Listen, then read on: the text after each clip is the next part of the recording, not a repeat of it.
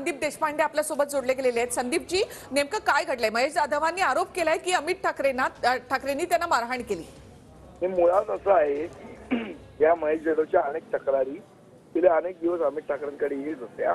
कामगारांकडनं पैसे घेतल्याच्या, कामगारांची फसवणूक केल्याच्या, त्यामुळे त्याला बोलवलं होतं आणि जेव्हा त्याला या संदर्भातल्या खुलासा विचारण्यात आला त्यावेळेला अत्यंत खालच्या भाषेत त्यांनी अमित ठाकरेंशी बोलण्याचा प्रयत्न केला।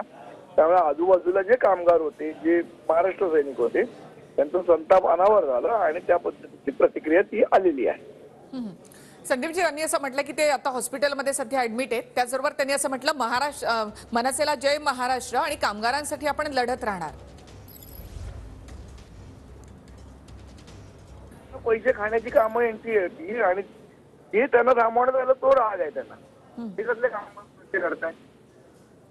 संदीपजी, मात्र मनसेच्या 2 गटांमध्येच या ठिकाणी राडा पाहायला मिळतो। एकीकडे जाधव यांचं कार्यालय फोडलं जातं, दुसरीकडे जाधवांचे समर्थक मनसेच्या कार्यकर्त्यांना मारहाण करतायत।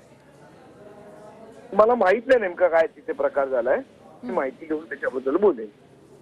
जी, धन्यवाद संदीपजी।